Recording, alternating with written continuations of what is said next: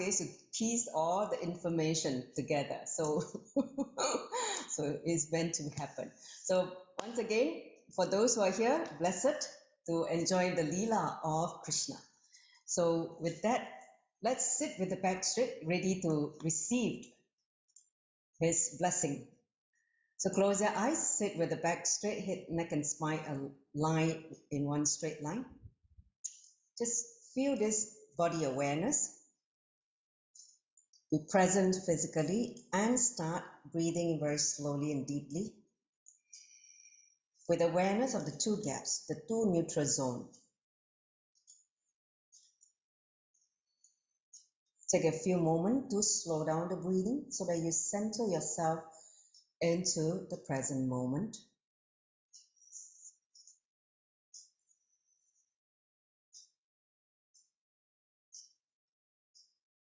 Let us all prepare ourselves to receive what Lord Krishna has to impart to all of us.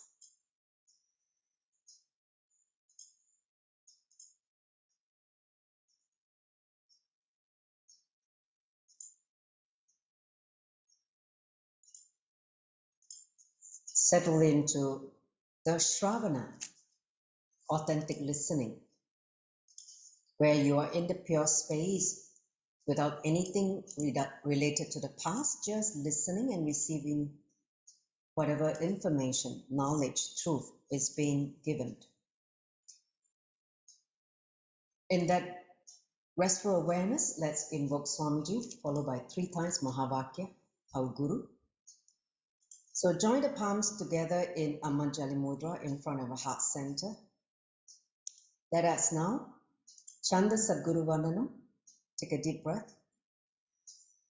Nithyanandam Paramasukaram Kevalam Jnanamutim Vandvatitam Gaganachatrisham Tattvamasyadilaksham Ekam Nityam Vimalam Achalam Savadi Sakshibhutam Bhavatitam Trigunarahitam Sadguruntam Namami.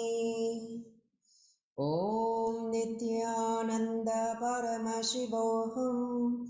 Om Nithyananda Paramashivam. Om Nithyananda Paramashivam. Let us request Swamiji and Krishna, the Purna Avatar, to bless all of us to flower into the Krishna's consciousness in this session, to be able to have a deep feeling connection with Krishna, as his story is being told to all of us. So pray sincerely to both of them as they're listening, enjoying the space of the Leela. Let us all benefit immensely for what is going to be shared in this session in reverence and devotion.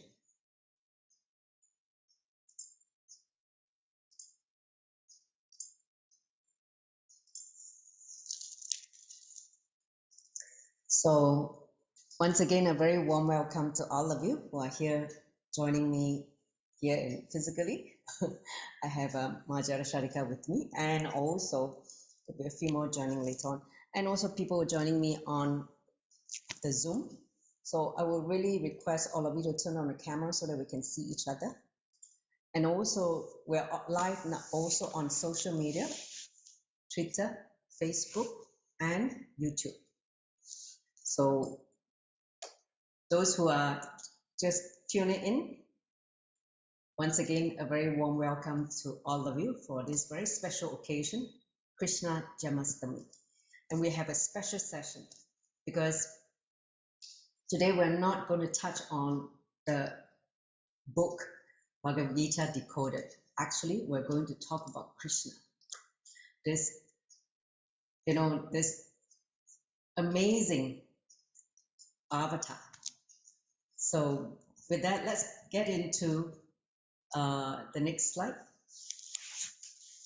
So what are we going to cover? Just give you a very quick outline. We're going to learn the stories of the mystical birth of Krishna, and how from that, understanding, you know more about this Purna Avatar. And then we're going to learn 4 slokas related to his birth and who he's, what is being revealed. And also we're going to sing a bhajan. Okay, bhajan means a kirtan. We're going to learn something together, one of them. So these are the 3 things we're going to cover today. So with that, I'm going to enter into the next slide. So may I request Sri Vedavyasa to lead us into the invocation chant of Lord Krishna. Nithyanandam, everyone. Let us first invoke Lord Sri Krishna.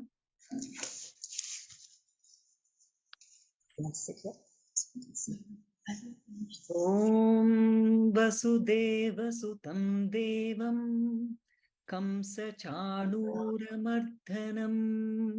Devaki Paramanandam Krishnam Vande Jagadguru. I salute unto you, Bhagavan Sri Krishna, Guru, Master of the world, Son of Vasudeva, Supreme Bliss of Devaki, Destroyer of Kamsa and Chanura.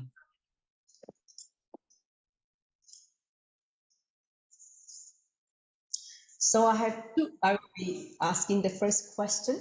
No, first let me say a little bit. Okay. See, on this auspicious occasion of Krishna Janmashtami, we are going to enjoy the fascinating mystical story of the birth of Lord Krishna. Please understand, O seekers, Krishna is a major god, deity in Hinduism. He is worshipped as the 8th avatar of Lord Vishnu's Dasavatara, means 10 incarnations. Bhagavan Vishnu has taken 10 incarnations, and Lord Sri Krishna is the 8th avatar of the Dasavatars. And he was born on the day called Ashtami, the 8th day of Krishna Paksha, means waning fortnight, in the Hindu month of Bhadrapada Avani. This day is celebrated as Janmashtami, or birthday of Sri Krishna. Now, next. So, Sri Vedavyasa, I have a question. Can you please explain about Lord Krishna and how his event happened on planet Earth? Sure. Please listen.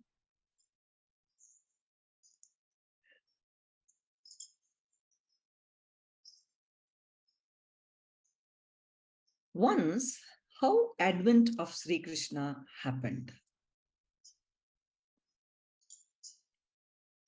Once upon a time, when the entire world became unrighteous, overburdened by the demons, demigods. These demigods, what they did, they prayed to Lord Vishnu for help. Because so much adharma, unrighteousness, bad acts started. Then Lord Vishnu informed them he would soon appear as the son of Vasudeva and Devaki.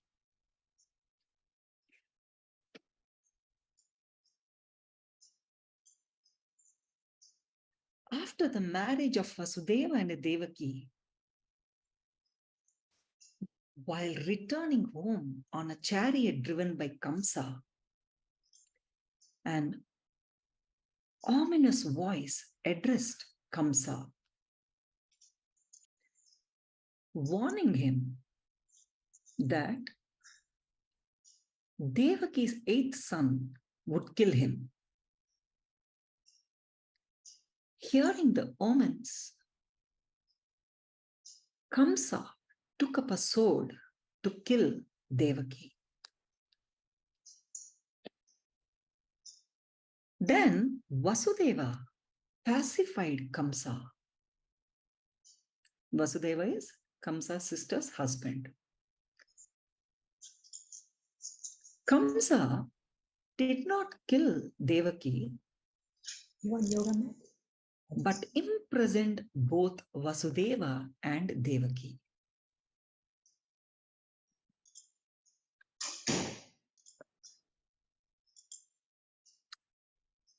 As foretold by the Lord, he entered the womb of Mother Devaki, and all the demigods came to offer their prayers. Lord Krishna took his birth as the 8th son of Vasudeva and Devaki. He appeared in his 4-handed Vishnu form, and Vasudeva and Devaki offered their prayers to Lord Krishna. Then the Lord ordered Vasudeva to take him to Gokula and exchange him with the daughter born to Mother Yashoda. Please understand, at that time, all the doorkeepers, soldiers, suddenly fell into deep sleep because of Lord Krishna's grace. And the doors automatically, please understand, doors of the prison, lots of doors, automatically opened. Vasudeva carried Lord Krishna to Gokula, crossing the deep river.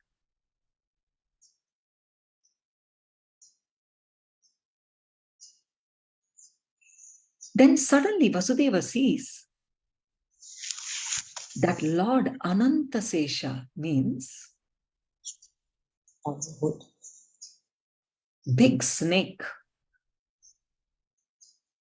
snake god. He spreads his hoods to give the Lord shelter. After reaching Gokula,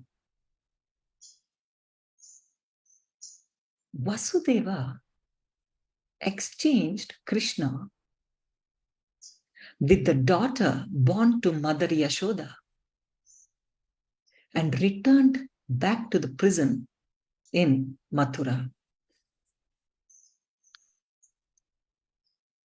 Understand? This evil uncle, Kamsa, tried to kill the newborn child of Mother Devaki. But the child rose above his head and appeared as the 8-armed form of Durga, Devi. Mother Durga then told Kamsa that the Lord had taken birth somewhere else. Hearing this, Kamsa was scared. He ordered his men to kill all children who were born within 10 days. So cruel, isn't it? Yeah. And in Gokula,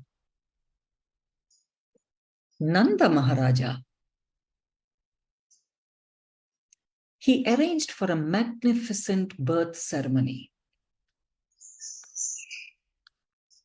Fearing Kamsa, Nanda Maharaj secretly performed the name-giving ceremony of Krishna, and Balarama by Garga Muni, a sage called Garga. He came and he gave the name to Krishna and Balarama. Balarama, understand guys,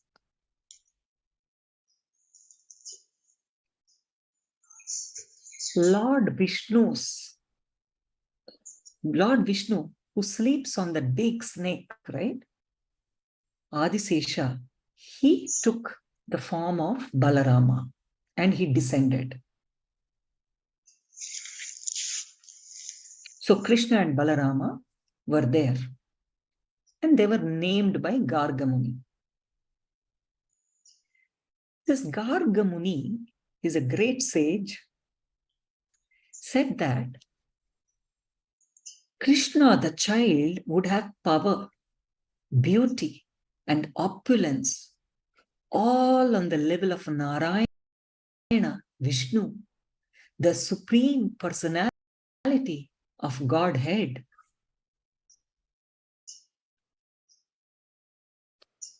That's it. Later on, Krishna became the darling of Vrindavan because of his uncommon activities. Naturally, incarnation took birth. How can his activities be normal, isn't it? How can they be common?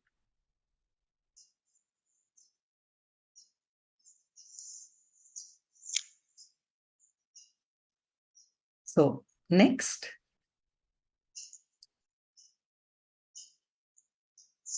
So we have already covered this part in the beginning. Next slide. So this is the next question we'd like to ask Sri Vedavyasa. Can you narrate how Lord Krishna's childhood leelas and games were like? Yeah. Before that, let us salute again. Om Venunada Vinodaya Gopalaya Himardine Kalindi Kulalolaya Lola Kundala Dharine.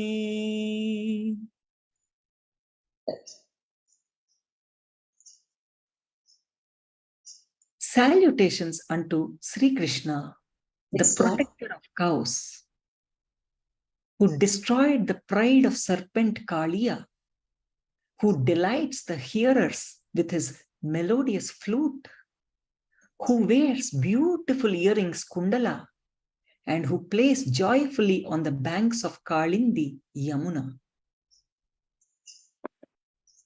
Can we see the sloka? Next slide. If you want, you can repeat. Oh, this is. There's no sloka slide, man. Okay, you share first. Okay, let me just check. No problem. We are all seekers, so it doesn't matter.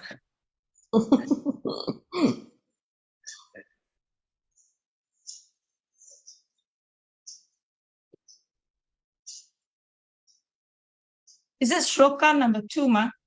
Yes. 6. Can you just show that sloka number 2?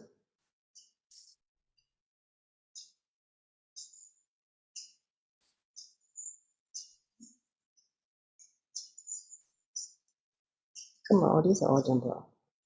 Yeah, they're jumbo up, ma. We have Sloka number 6 in front. Hang on. Show 6 first. First 6, yeah. Show 6 first. 6 is the correct one. Sorry about that. Yeah. Again, once more, shall we do? Yes. Om Venunada Vinodaya Vedunada Vinodaya Gopalaya Gopalaya Himardine Imadini Kalindi Kalindi Kulalolaya Kula lolaya. Lola Kundala Lola Kundala Dharini. Dharini. This means salutations unto Sri Krishna, the protector of cows, who destroyed the pride of serpent Kaliya, who delights the hearers with his melodious flute, who wears beautiful earrings Kundala, and who plays joyfully on the banks of Kalindi, the river Yamuna. Okay? Yes. So, your question, I will talk about. Yes, we talk about the childhood games and the Leela. Yes. So, in his childhood, Kamsa, the evil uncle, naturally, Devi told that Lord is existing somewhere else, isn't it? Yes. So Kamsa is searching. So Kamsa sends, he hears that Prabhu Lord is in Gokula. So Kamsa sends Putana, the demoness, who was wandering here and there, killing small babies.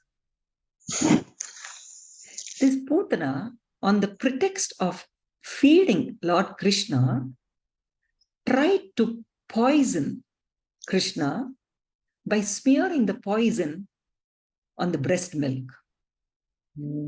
But Krishna sucked her life air and killed her. Understand? He was an infant. Once when Mother Yashoda put Krishna underneath a household cart, Krishna kicked the cart and killed the demon Shakatasura, because Kamsa keeps on sending demons to kill Krishna. These demons come in the form of a cart, come in the form of Putana, a lady. Like this, in different forms, these demons are coming. So that's how Lord Krishna kicked the cart and killed the demon Shakatasura. One day, Trinavarta, one of the servants of Kamsa, appeared as a whirlwind. Please understand, you know, that twister, right? Like a whirlwind. So this demon... Tornado, like that, is it? Yeah, like a tornado. So this servant of Kamsa, he appears as a tornado and takes away Krishna. So Krishna grasped the demon by his neck so tightly that the demon died immediately. Please understand all this when he was an infant. Yeah, still a baby. Once when baby Krishna yawned when he was crawling, he was eating mud. So Yashoda says, hey, open your mouth. You're eating mud. So he yawns, Krishna. Then Mother Yashoda, she could see within his mouth the entire universal manifestation. All the galaxies, Milky Ways in his mouth. So Krishna and Balarama also sometimes, they would steal butter from the gopis' homes. One day, Krishna was interrupted in his business of sucking the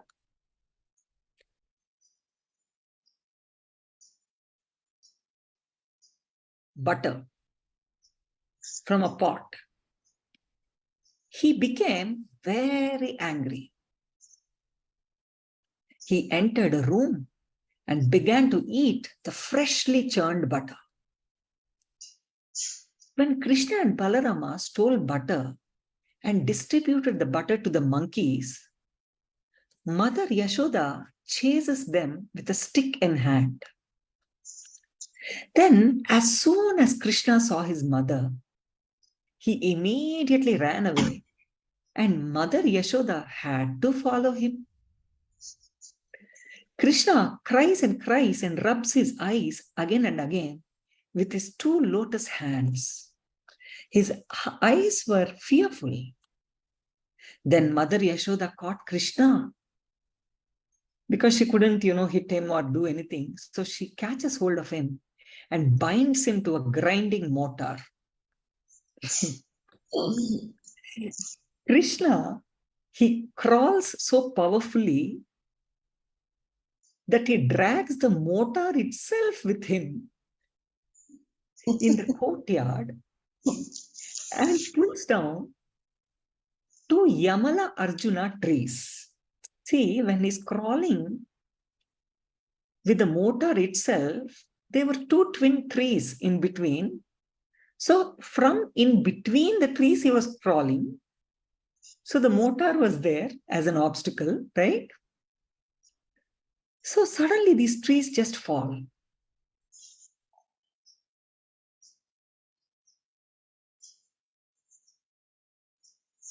So these two Yamala Arjuna trees were pulled down and delivered Nalakuvara and Manigriva. Understand, Nalakuvara and Manigriva, they were condemned by Narada Muni to become trees.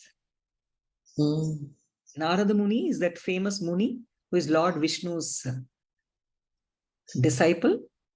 Yeah, the one who he roams about all the three worlds. Yeah, Narada. Narada. He travels all the three worlds and all the lokas. And he also has third eye open. So he's Narada Muni. So these people were condemned and they were made into trees by Narada Muni. So naturally, the moment Krishna touched these trees, that Shapa was removed and they became again their old self. So one day, Krishna took some grains in his little palms and went to the vendor to exchange the grains for fruit. On the way, almost all the grains fell from his palms.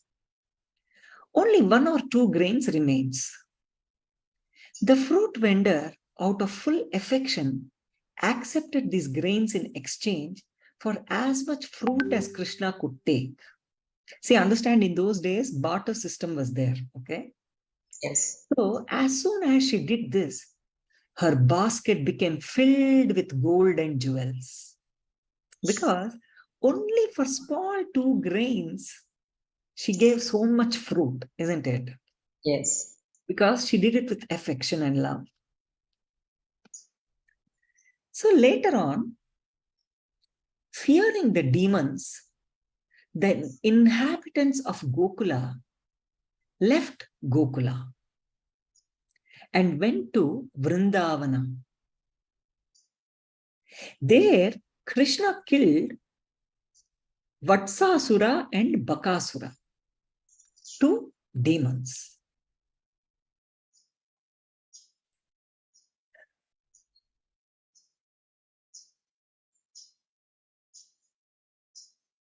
Two demons.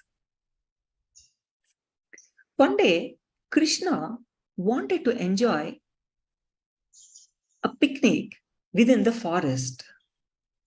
Therefore, he went out early into the forest with the other cowherd boys, accompanied by their respective groups of cows, okay?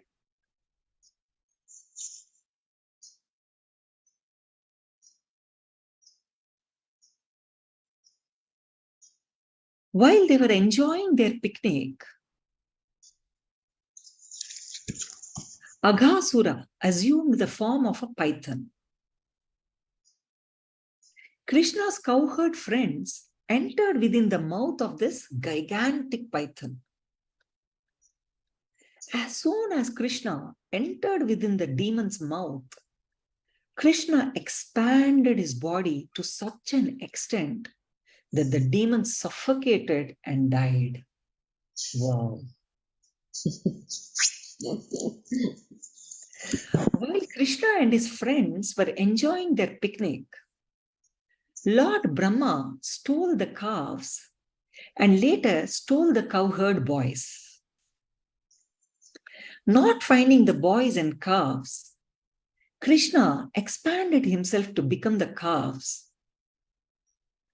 and boys exactly as they were before.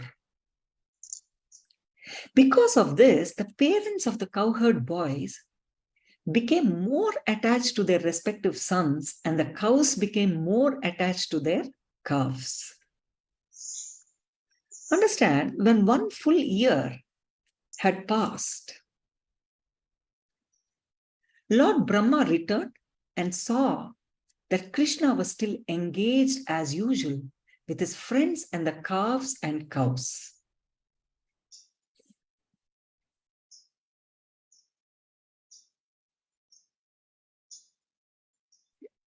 Next.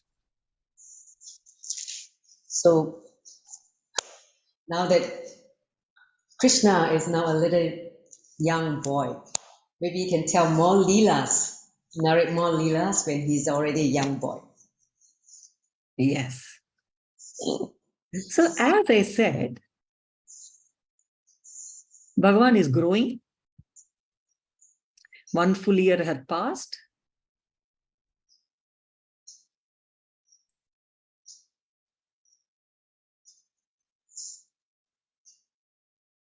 Lord Brahma returned and saw that Krishna was still engaged as usual with his friends and the calves and cows.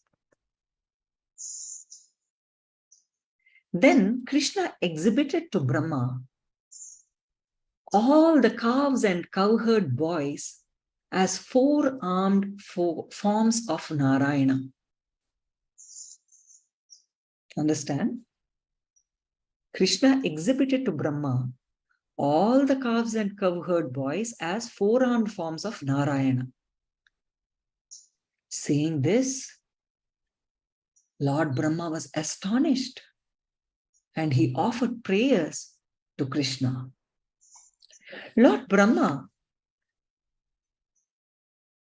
offered his obedience to Krishna and begged for his forgiveness.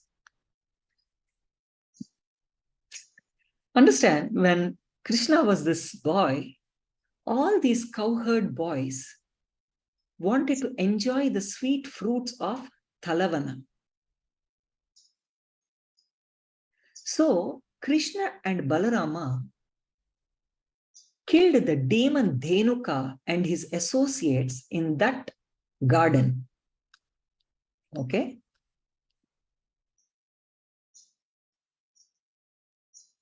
Later on, what happened? In the island of the snakes. See, now Krishna is a boy, he's growing. So in the island of the snakes, Kailasa used to eat offerings meant for Garuda. Garuda is a big bird, okay? He is a vehicle of Lord Vishnu. So, hearing of this, Garuda beats up Kailasa with his wing. So, in fear of Garuda, you know, guys, vultures and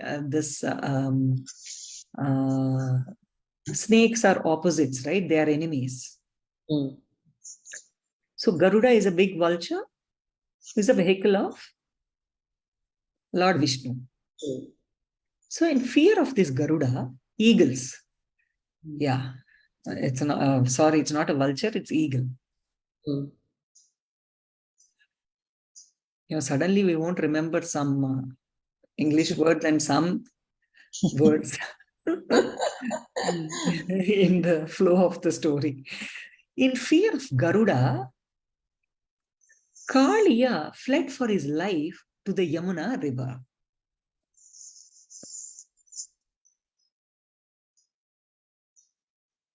So in the Vrindavan, this is the background story of the Kaliya, the snake. Okay. So in the Vrindavan, the cows and cowherd boys, being thirsty, they just drank the Yamuna water, which was contaminated with Kaliya, the snake's poison. Oh. And they all fell unconscious. Because this Kaliya was hiding in fear of the eagle, right? Garuda. So naturally, its poison is mixed with the water. So this Krishna brought them back to life by his merciful glance. Krishna then climbed onto a Kadamba tree and jumped into the water. Then what happens? Kaliya, with all his ego and anger, he wraps around Krishna with his coils. Then Krishna began playfully dancing about on Kaliya's hoods and trampled his 1,000 hoods until his body slacks. Seeing how very weary and tired Kaliya had become, his wives, Kaliya's wives, bows down to Krishna's lotus feet. Then they offer him various prayers in the hope of gaining their husband's freedom. Satisfied by their prayers, Krishna released the snake Kaliya. In a distressed voice, Kaliya acknowledged the offense he had committed and he regrets. So finally, he offers Krishna with a lot of prayers. So next. Yeah. So let's enter into the next somewhat interesting leelas. See, the whole life of Krishna is nothing but leelas, divine play. So he's actually, we heard this called Kishora leelas. So we'd like to know more about this leelas. Yes, Kishora leelas. I'll get into that.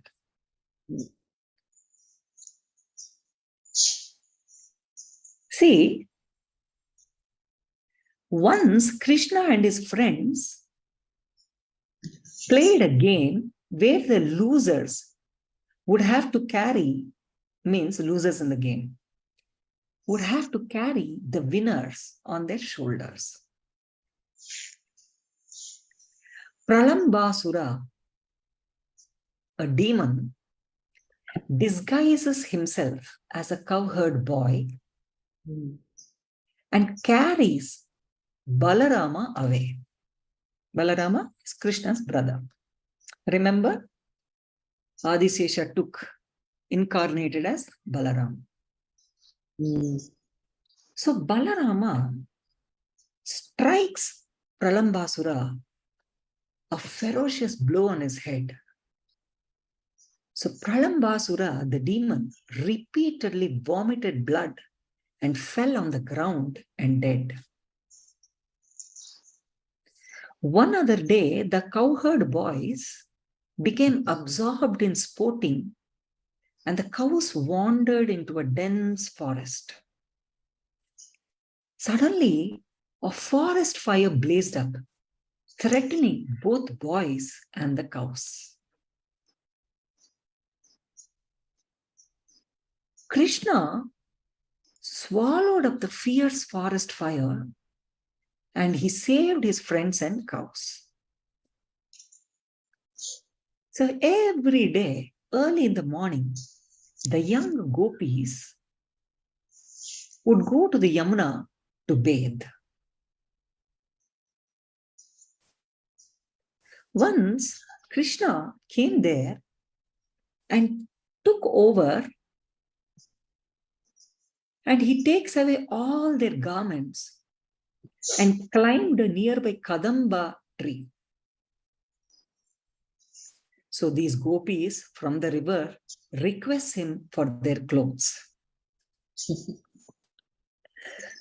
So Kishora Leelas means these kind of naughty things which he did. Okay. So following Krishna's instructions, the gopis got their clothes and satisfied Krishna. See, he was teaching them some kind of surrender. Understand?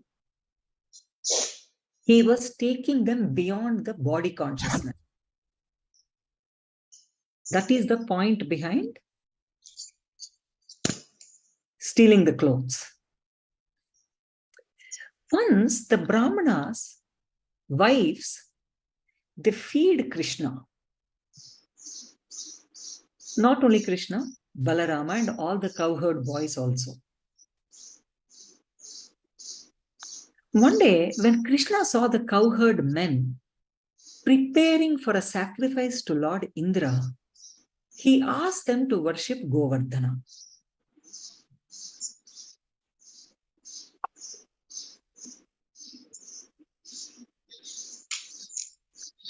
So Lord Indra became very angry at the residents of Vraja for cancelling his sacrifice.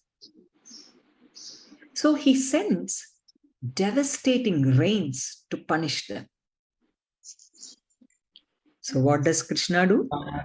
To protect the residents of the Vrindavana, Krishna lifts the Govardhana hill. Literally, he lifts the whole hill on his little finger. Not even a whole hand, little finger. Ashamed of having attacked Vrindavana with a violent storm, Indra, the king of the Devatas, Indra, he comes down, begs for forgiveness from Krishna. Once Nanda Maharaj decided to take his bath in Yamuna at the very end of the night. A servant of Varuna took Nanda Maharaj away to the demigod's abode. Not finding Nanda Maharaj, Krishna immediately went to see Varuna. There, Varuna worshipped Krishna and releases Nanda Maharaj. Desiring to enjoy pastimes during an autumn night, Krishna begins to play his flute.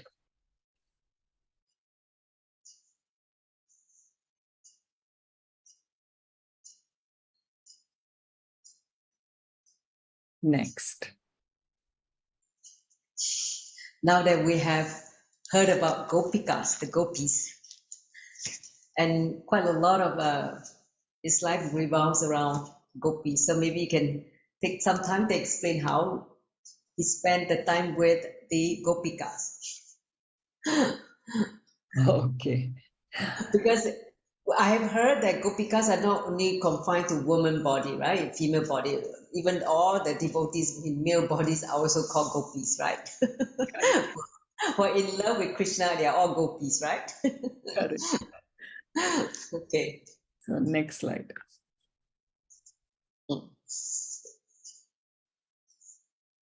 Next.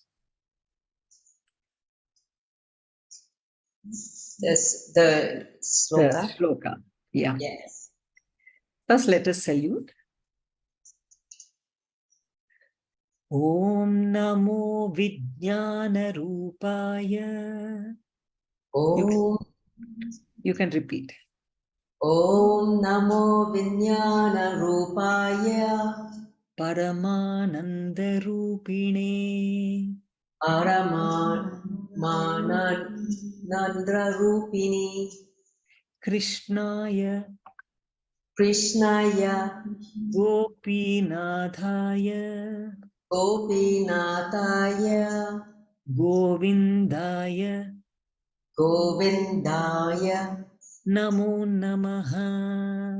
Namo Namaha. Salutations to Sri Krishna or Govinda, the Lord of the Gopis, who is an embodiment of knowledge and supreme bliss. So, I will explain now about the Gopis, the famous devotees. Understand, when the Gopis heard the flute sound of Krishna, they immediately abandoned all their household duties and hastily they go to meet Krishna. Wanting to please the Gopis, Sri Krishna responded to their appeals by playing with them in various pastimes. But when this show of attention made them a little proud, he humbled them by suddenly disappearing from the arena of the rasa, the dance. So, not finding Krishna, the Gopis went back to the shore of the Yamuna and simply sang Krishna's glories in utter helplessness and enacted Krishna's pastimes. See, this is also called Vyakulata, means yearning. Only with the yearning, all the social conditionings and patterns, they melt down. That is the reason the moment little pride comes into Gopis, suddenly Bhagavan disappears to create the yearning in their hearts. So later, while wandering in the forest, the Gopis learned that Krishna had taken Radharani in seclusion. Because of the special attention Radharani received from Krishna, she felt proud. So Krishna disappeared, leaving Radharani alone. Then the Gopis saw Radharani suffering in separation of Krishna. When all the Gopis were extremely disturbed by their separation from Krishna, Krishna appeared again and consoled them.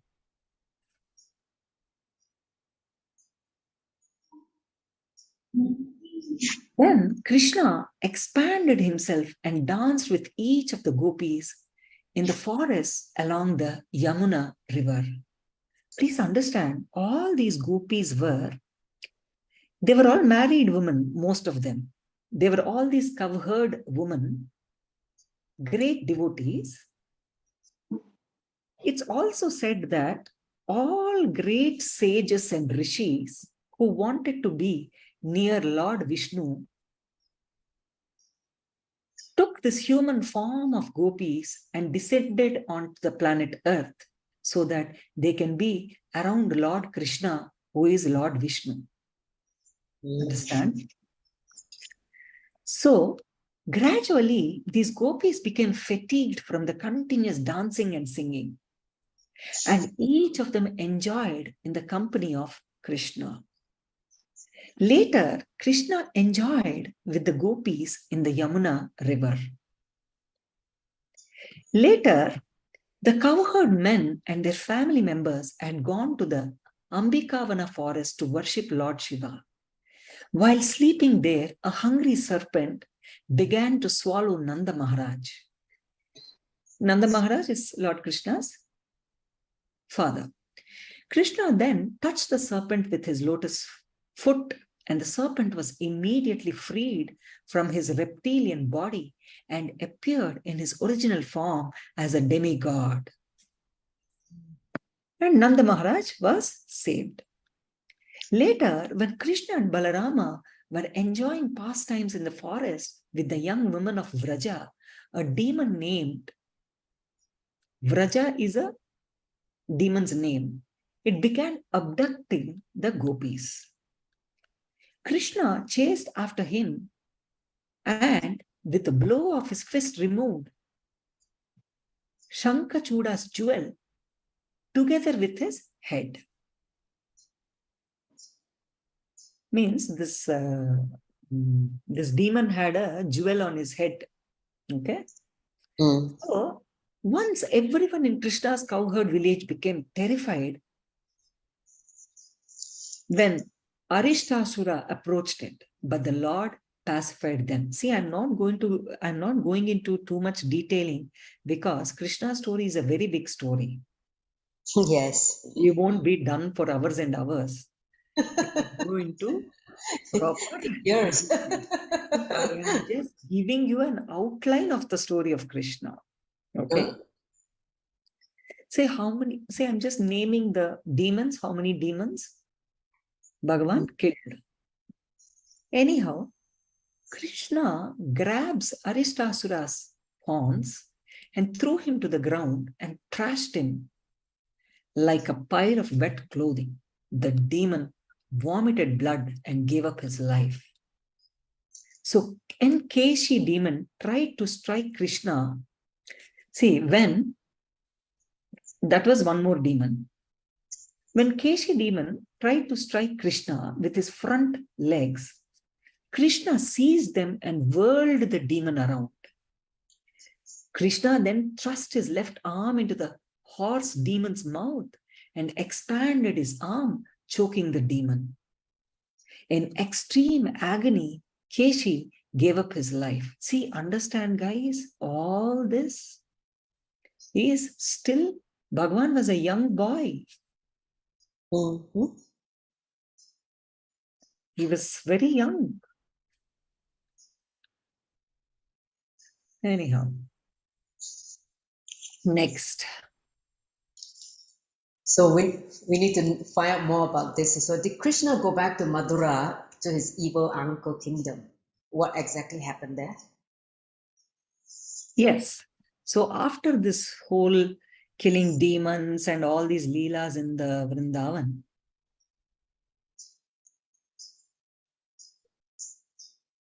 now Kamsa orders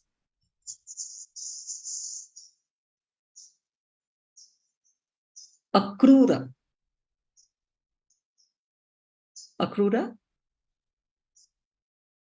he is from Kamsa's kingdom, and following Kamsa's orders to bring Krishna and Balarama to Mathura, this Akrura prepares his chariot and sets off for Gokula. In Gokula, Akrura saw Krishna's lotus footprints on the path and embraced it. When Akrura was taking Krishna and Balarama to Mathura from Gokula, the cowherd girls began to chant Krishna's names and cried. See, understand now, Bhagavan is going back to Mathura. So he's leaving Vrindavan, right? So the gopis tried to stop Krishna and Balarama from leaving. On the way back to Mathura, Akrura stopped to bathe in the Yamuna. He was startled to see the two lords standing in the water. When Akrura came out of the river, he also saw them on the chariot. Then Akrura saw in the water 4-armed Lord Vasudeva and the demigods. Akrura joined his palms and began to pray to the Supreme Lord in a choked voice. On reaching Mathura, Krishna and Balarama took the cowherd boys with them to see the beautiful city. As they all entered Mathura, the women of the city eagerly came out of their houses to see Krishna and Balaram. Sri Krishna asked for some first-class garment from Kamsa's washerman. But he refused. So Krishna became very angry and beheaded him with his fist. Krishna and Balarama then went to the house of the garland maker Sudama, who adorned them with garlands of fragrant flowers. Sudama worshipped Krishna and Balarama and chanted prayers in their honor. The two lords offered gratitude.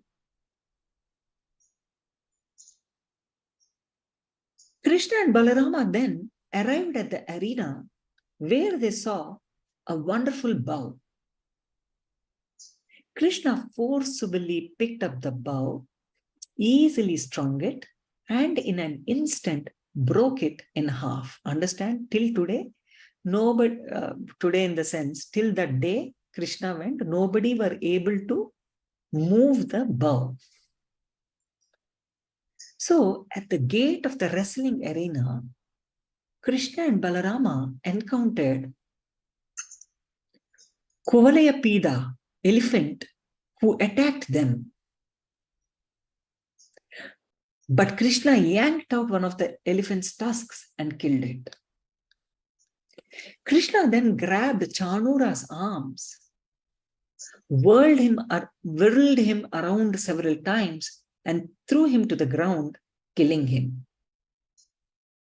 See, this Chanura and this Mushtika and all, they came to fight with Krishna in the arena. Mushtika met a similar fate after being struck powerfully by Lord Baladeva's palm. So Krishna, he leaps onto the royal dais, grabs Kamsa by the hair, the evil uncle, hurls him down onto the floor of the wrestling ring. He throws himself on top of him. And in this way, Kamsa met his death. So the evil king dies then. Krishna and Balarama then meet their mother. Finally, Krishna meets his birth mother, Devaki, and father, Vasudeva. King Ugrasena is the grandfather, right? Means Kamsa's father. Was again enthroned as the king of Mathura. Krishna and Balarama then went to Garga Muni. Remember the Garga Muni who gave names to Prabhu in the childhood? So Krishna and Balarama goes to Garga Muni to take the vow of Brahmacharya celibacy.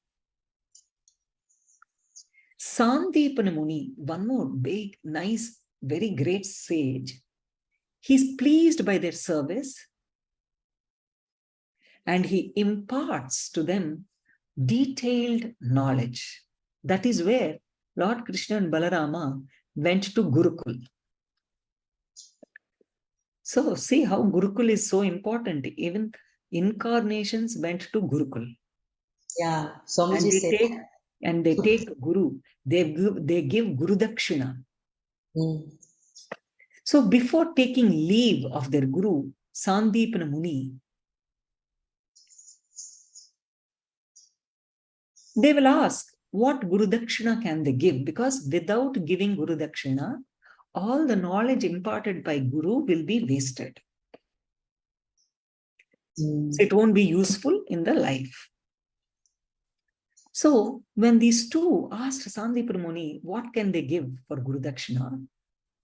Sandipana Muni, seeing their amazing prowess, requested them to bring back his son who had died in the ocean. Krishna asked the ocean. Krishna goes to the ocean and he will say, hey ocean, give back the son of my spiritual master.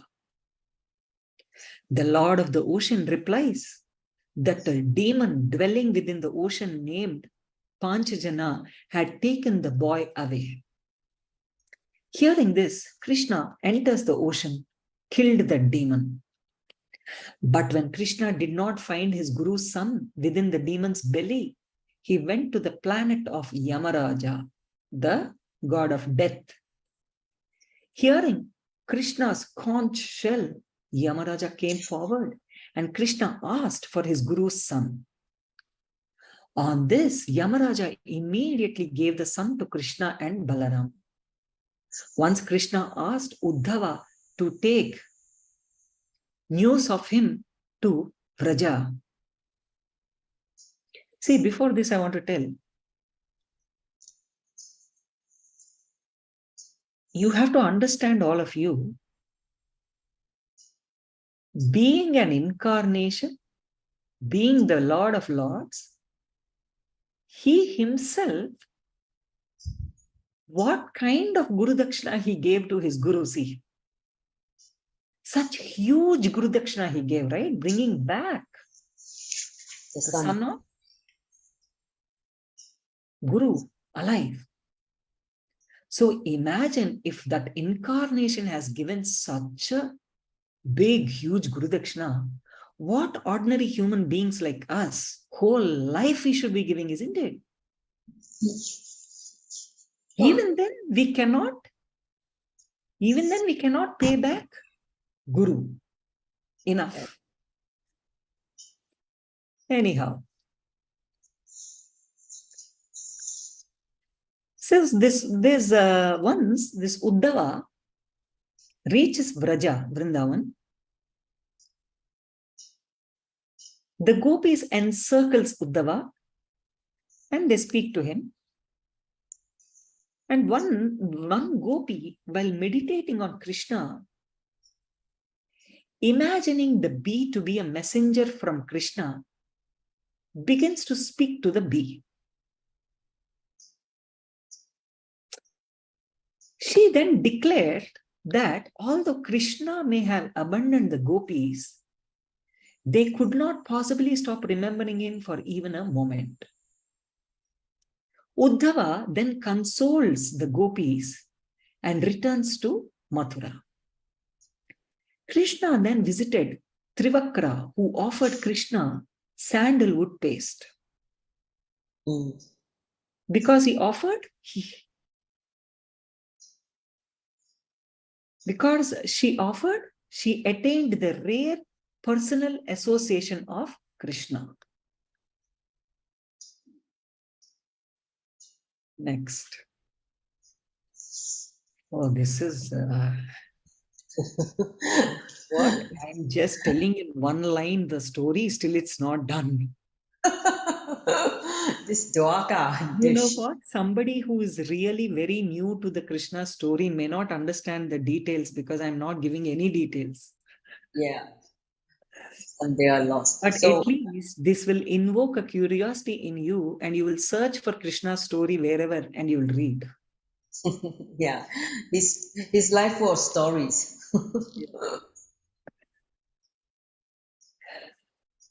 Next.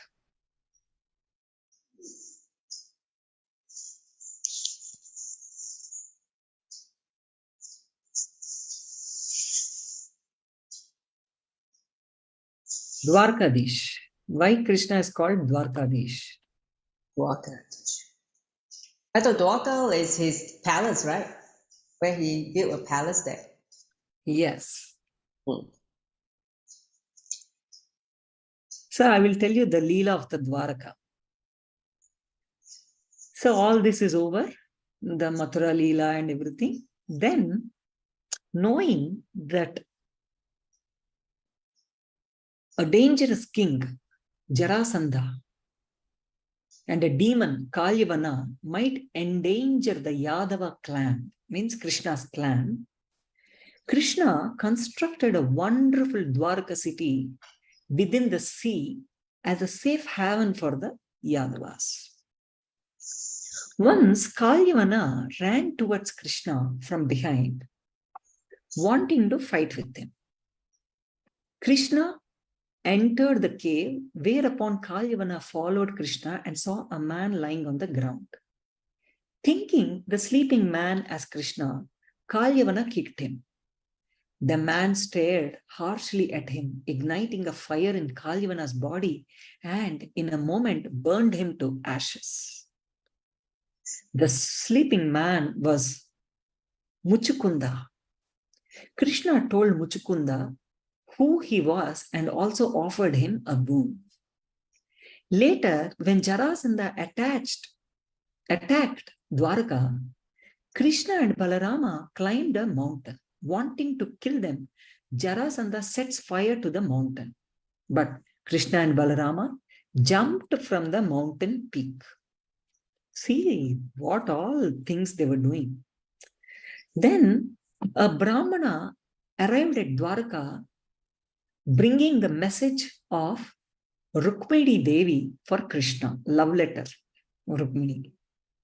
Krishna immediately left to meet Rukmini.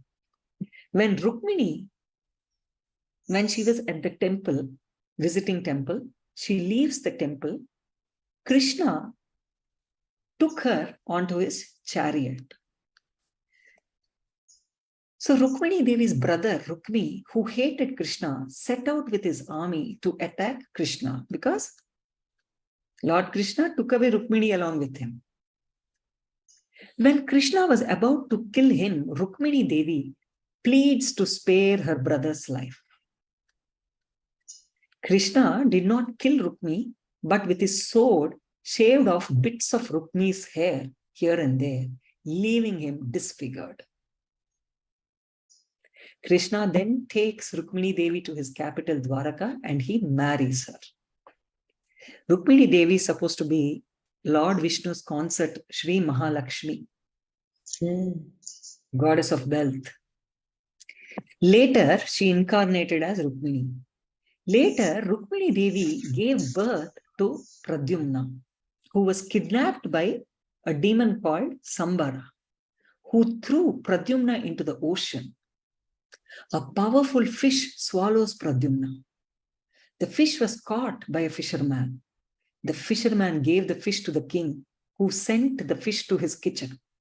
When the cook cut open the fish, he found Pradyumna within its belly. Within a very short time, Pradyumna grew to youthful maturity and marries Rati Deva. Pradyumna then killed Shambara demon and returned to Dwaraka. Later, Krishna recovered Shamantaka jewel to ward off the false accusations against him, and he marries the daughter of Jambavanta and Satrajit. Here again, two more wives.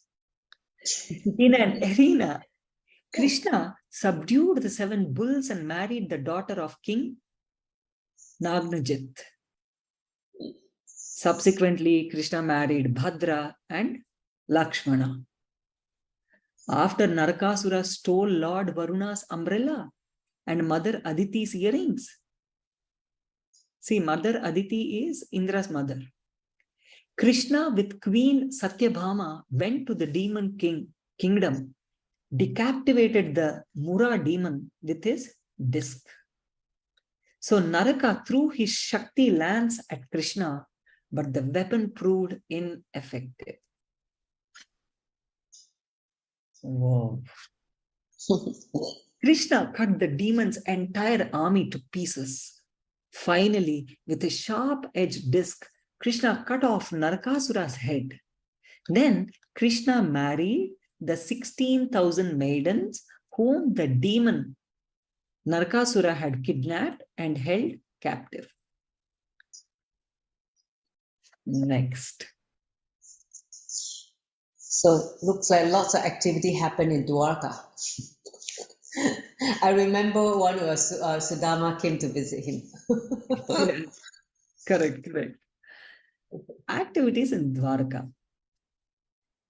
One day, Krishna sat at ease in Queen Rukmini's bedroom and provoked anger in her with joking words.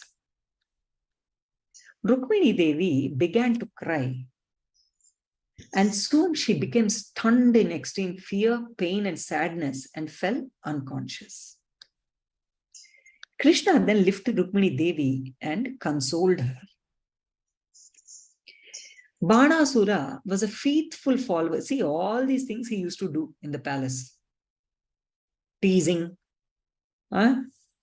making Rukmini cry. That's how he does.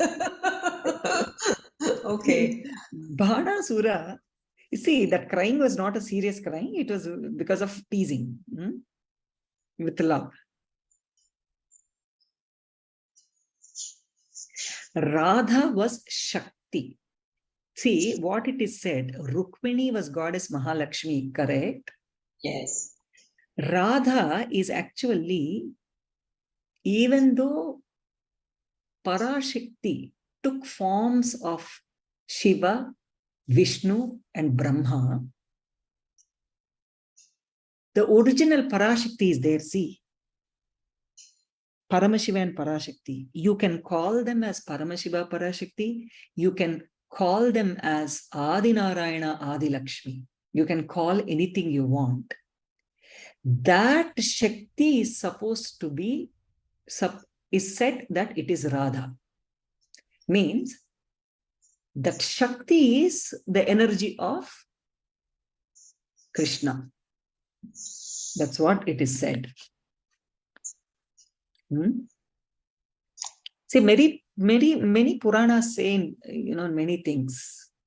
Yeah. Yes. So, Banasura was a faithful follower of Lord Shiva. See, somebody asked in the chat, that's why I answered this question. Banasura was a faithful follower of Lord Shiva. Once, Usha, the daughter of Banasura, kidnapped Krishna's grandson, Aniruddha, who was again then captured by Banasura. Krishna attacked Banasura and Lord Shiva joined with his associates. Krishna cuts off Banasura's arms. Then Shiva approaches Krishna and prayed for Banasura's life. On the request of Lord Shiva, Krishna did not kill Banasura, but instead blessed him that he will be free from old age and death and remain fearless in all circumstances. Later, Krishna arranged for his son's and daughter's marriage, and during Aniruddha's marriage ceremony, Balarama killed Rukmi. Rukmi is Rukmini's brother. Once, Krishna released King 𝐿righa from a curse and instructed the royal order on the great danger of taking a Brahmana's property. King 𝐿righa then offered his repeated namaskaras to Krishna. Dvivita, see, Prabhu Krishna was prayed by everybody. By this, that's what we are understanding. So Dvivita, who was a friend of Narakasura, wanted to avenge the death of his friend. So Dvivita kidnapped men and women and imprisoned them in mountain caves, where he sealed off with boulders. Around the same time, Balarama visited Gokula to see his relatives and friends. There he enjoyed the company of the cowherd girls.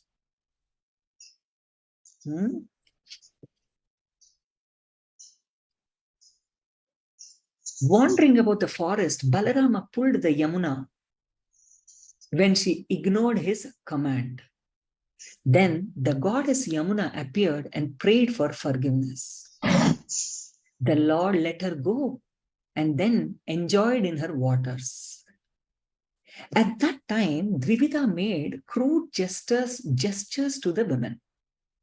So Dvivita's outrageous behavior angered Balarama. Balarama struck Dvivita's throat and shoulder, at which point this Dvivita is an ape, okay? So this ape vomits blood and dies.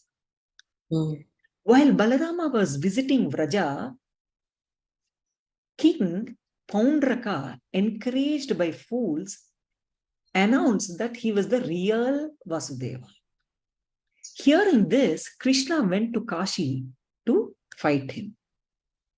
Seeing Krishna, Paundraka quickly came out of the city with his army. Krishna annihilated the armies of Paundraka and Kashi Raja. He beheaded Paundraka and Kashi Raja and returned to Dwaraka. Means they were impersonating Krishna, that Paundraka. That's why they were killed. So Narada Muni wanted to observe Lord Krishna's diverse activities in his unique family situation. So this Narada doesn't keep quiet, isn't it? So he visits Dwaraka. Narada Muni was amazed to see the household pastimes of Lord Krishna. Later, when Krishna visits Indraprastha, the Pandavas celebrated Lord Krishna's arrival with great festivity. Lord Krishna received the honor of first worship during the Rajasuya sacrifice, which I already shared with you the other day. Shishupala could not tolerate this and he continued to blame Lord Krishna. Then Krishna, with his disc, kills Shishupala. At that moment, an effulgent spark of light rose out of Shishupala's dead body and entered the transcendental body of Lord Krishna. After the Rajasuya sacrifice, Prince Duryodhana was humiliated in King Yudhishthira's palace. So Shalva, who had been defeated at the time of Rukmini Devi's marriage, attacked Dwaraka in Lord Krishna's absence because Krishna was in Yudhishthira's palace, right? So when Lord Krishna returned to Dwaraka, he took up his disc and he cuts Shalva's head. At that time, the demigods in the sky played kettle drums in, appreciation. So, next. Wow. This is last question. How did Krishna's last pastime happen? Yes. How did he leave his body? Yes. Last, what happened? What happened? How did he leave the body? There's so many versions, right, Ma? Yes, there are so many versions, but I'll just give one version. Okay. We can choose any version we want. Because I heard so many versions, I was like, huh? That is so not eventful. Some of it was like not so eventful. He came with like a big bang and then after he left in such a like quiet way. So okay, you tell. So next slide, next.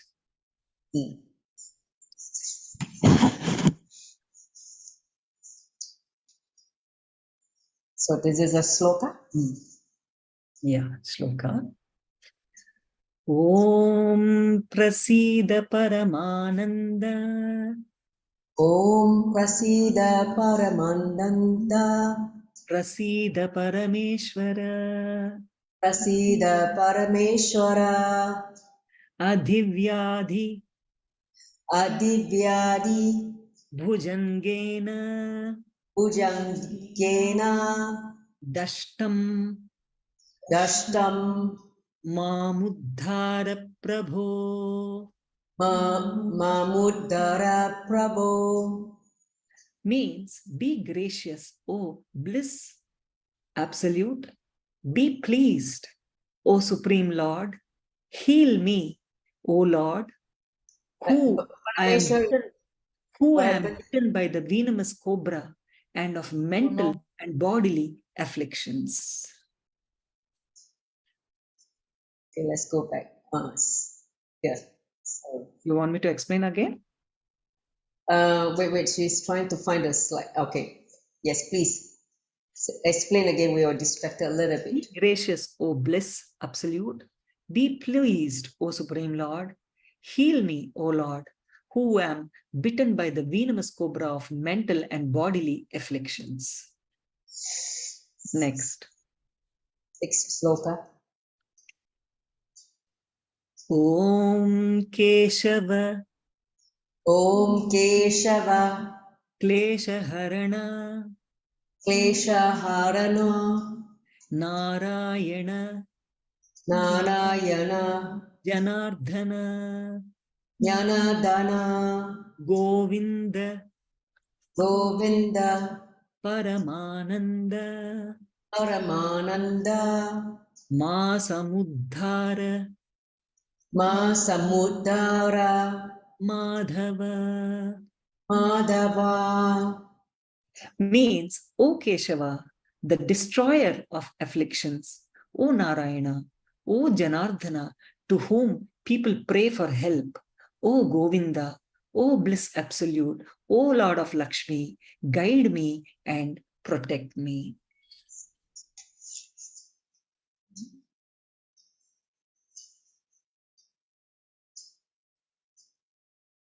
Next. So now I will explain the final pastimes. See, when Balarama heard that the Pandavas and Kauravas were about to go to war, he left Dwaraka on the pretext of going on pilgrimage. Greatly angered by Romaharshana Suta's offense, Balarama killed him with the tip of a blade of Kusha grass. Okay? The Brahmanas requested Balarama to kill the demon Balvala, who had been polluting the sacrificial arena. To satisfy the request of the Brahmanas at Naimisharanya, Lord Balarama immediately dragged that Balvala down with his plough and angrily smashed the demon's head with his club.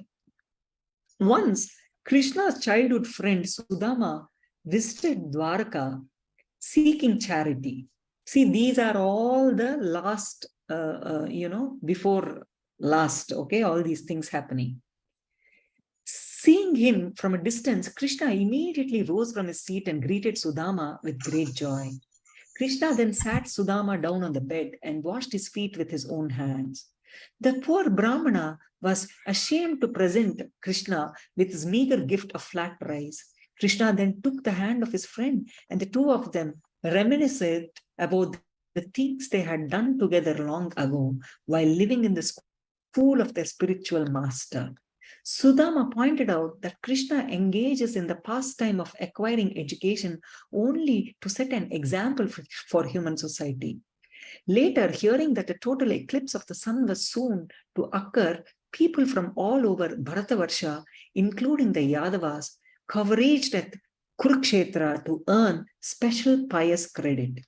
There, Krishna met Nanda Maharaj and the other residents of Vrindavan and gave them great joy.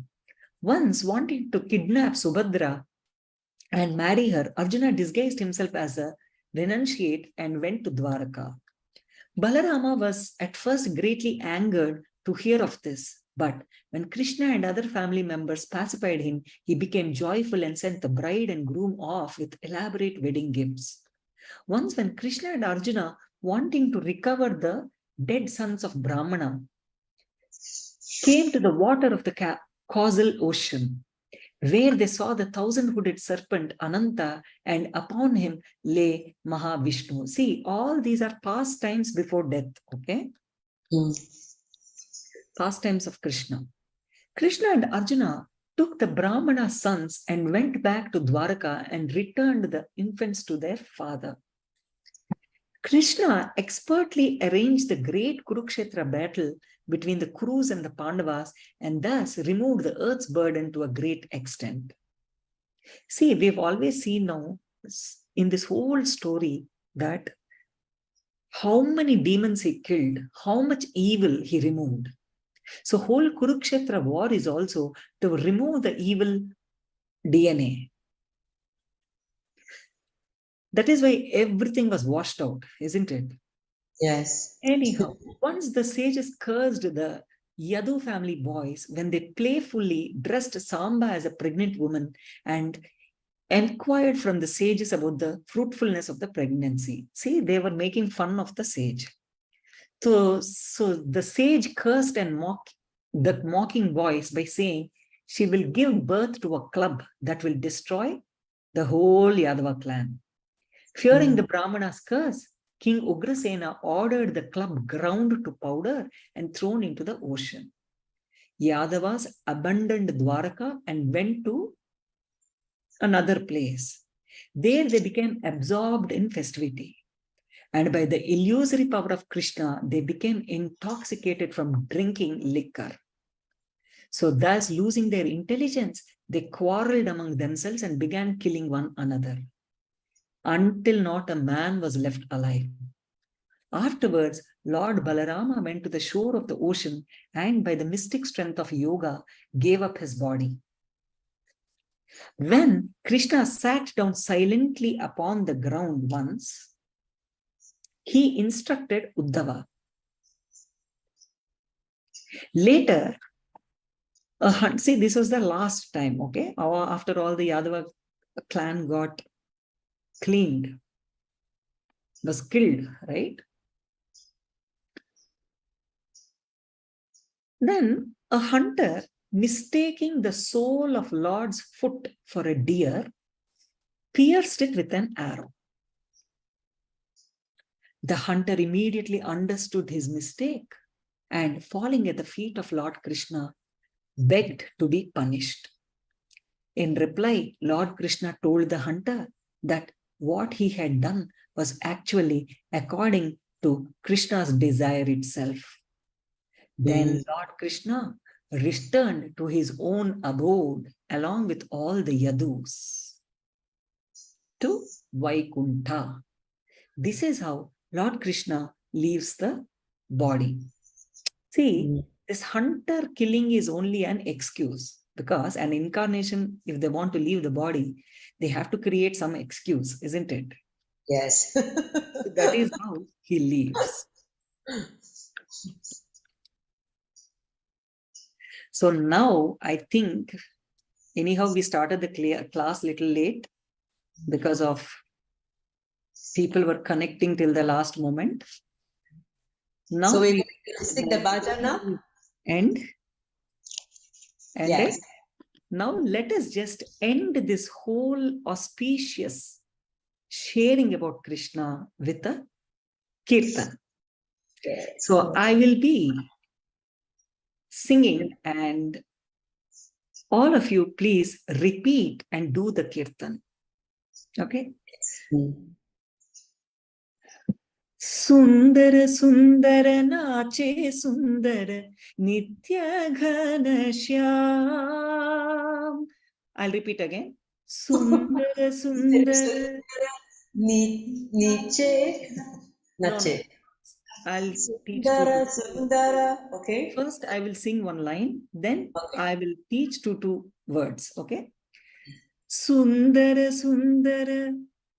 Sundara Sundara. Nache Sundara. Nache Sundara. Nitya Ghana Shyam. Nitya Ghana Shyam. Nache re Nitya Sundara Shyam. Nache re. Nache re. Nitya. Nityaya. Sundara Shyam. Sundara Shyam. Jhumak jhumak jhum ghunguru baje nache ghana shyam. Jhumak jhumak jhum. Jhumak jhumak jhum. Ghunguru baje. Gunhuru baje. Nache ghana shyam. Nache ghana shyam. Jhumak jhumak jhum. Jhumak jhumak jhum. Ghunguru baje. Gunguru baje. Nache ghana shyam. Nache ghana shyam. Nache natavara. Nache nattara. Nitya sundara. Nitya Sundara. Nithyananda Sorry. Nithyananda Ram.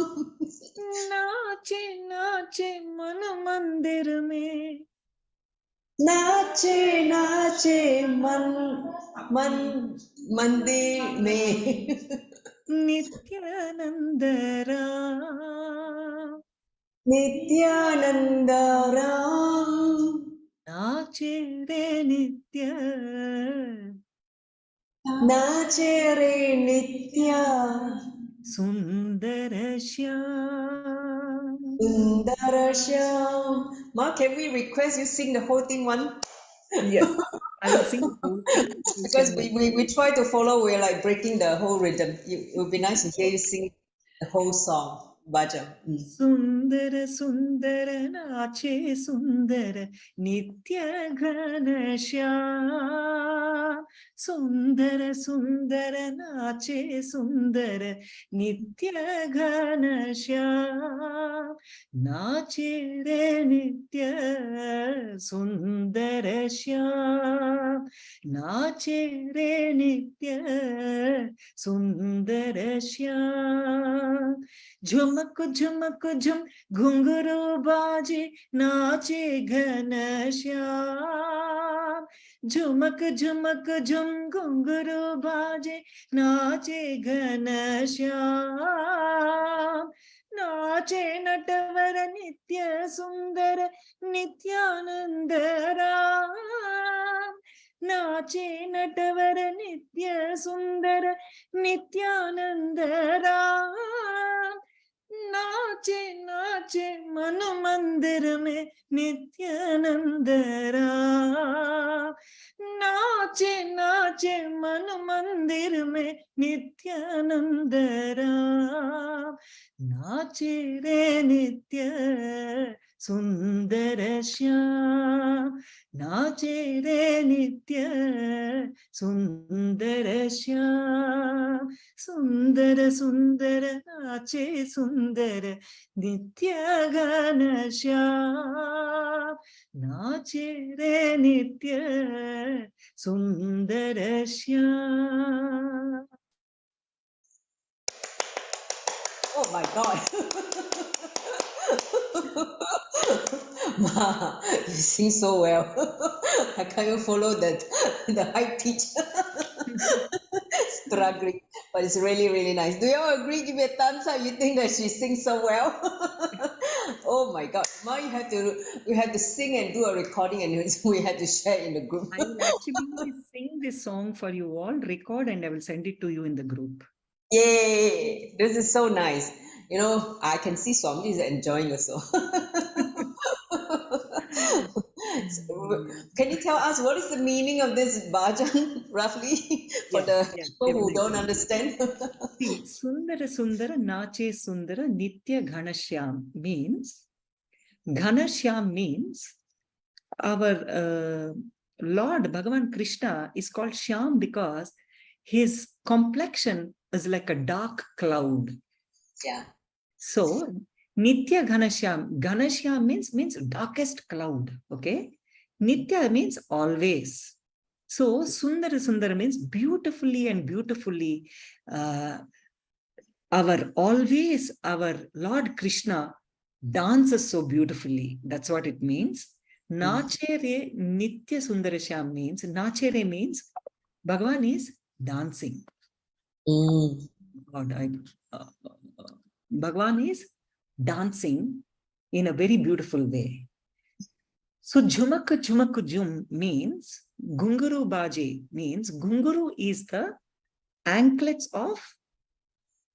bells of Lord Bhagavan. So they are making the sound while he's dancing, that Jhumak Jhumak Jhum dance sound it's making when Ghanashyam is dancing.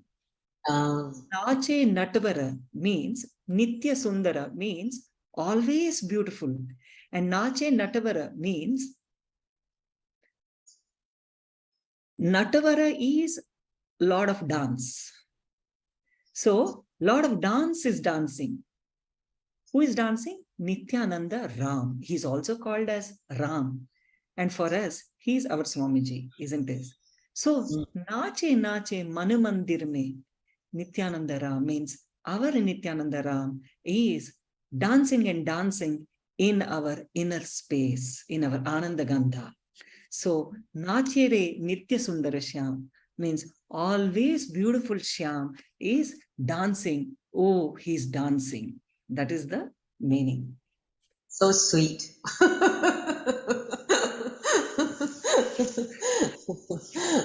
Great. Very sweet song.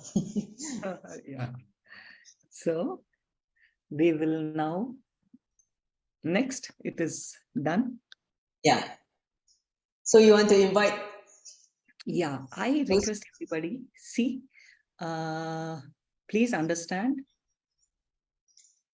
whole humanity always complains about not having abundance, not having wealth. Even most richest people complain about they're having financial issues, that they are stuck in some place. Richest people are stuck with loans, big loans, big banks. Small people are stuck with jobs, businesses, loans, debts, whatever. Understand, when our gods are rich and abundant, what is our problem? So, are we desiring wealth? It is possible to attract and develop wealth consciousness, isn't it?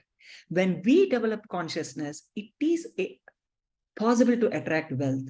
So, when the supreme intelligence is operating the universe with the principle of abundance, why are we stuck in our pursuit for wealth and abundance? So, when wealth is not desired, it's perfectly fine. But when we seek wealth and prosperity, the divine abundance must be blessed upon us immediately, isn't it? That is what this online wealth consciousness program is all about. So please attend. We are starting this on this Friday on the auspicious occasion of Varalakshmi Vrata. Varalakshmi Vrata is an auspicious, it's goddess wealth Mahalakshmi Puja. Okay. This comes in the month of August, Shravana Masa. Usually 4 weeks we celebrate this Vrata, 4 Fridays. So we are starting on Friday. It is 2 hours a day over 5 days because it's a workshop. Please understand, this is not a satsang. It's a very serious and deep workshop. We are going to do 5 days, 2 hours a day. So for Singapore, I think it is evening. For us, it is 7 p.m. to 9 p.m. You'll be 9:30 to 11:30 our time. Yeah, for 9:30 to 11:30 in Singapore time. But the special thing is, please do not miss even one session because the whole process will really make you wealthy. So I'm inviting each and everybody. Please come, sign up. We will send you the link on Friday. So please invite all your friends and family. And one more thing I request, the moment when how you should invite people, the moment when we invite somebody, they will feel, oh, if we attend this workshop, will we become followers?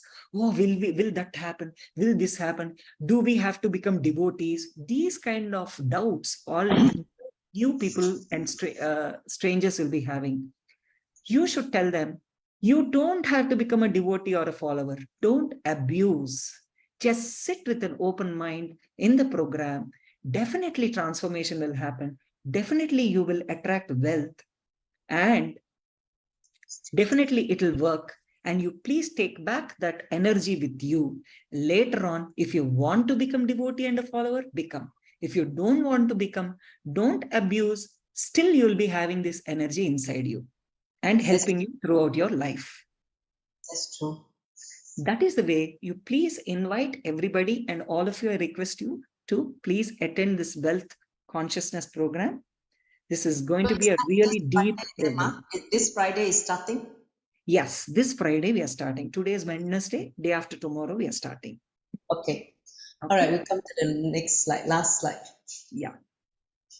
So I would like to thank everybody on behalf of Sri Vedavyasa and myself, to thank all your participation. Sorry, we went slightly over time. Just again, reminder, those of you who haven't gotten the book, ebook, Bhagavad Gītā Decoded, you can download from this link and read the second chapter, then the Sankhya Yoga, and we'll see you back next week here. Okay? So shall we end with the Purna mantra? Thank Yes. you all. Thank Let's you. join the palms together. Yeah. Om Purnamada Purnamidam Purnat Purnamudachyate Purnasya Purnamadaya Purnameva Vashishyate. Om Shanti Shanti Shanti Hari Om Tat Sat Sauvam Bhagavad Shri Nithyananda Paramashivam Paruta Paramastu. Om Nithyanandam. Thank you, Nithyanandam. Have a good night. Thank you, everyone. Thank you, everybody. Can stop the recording.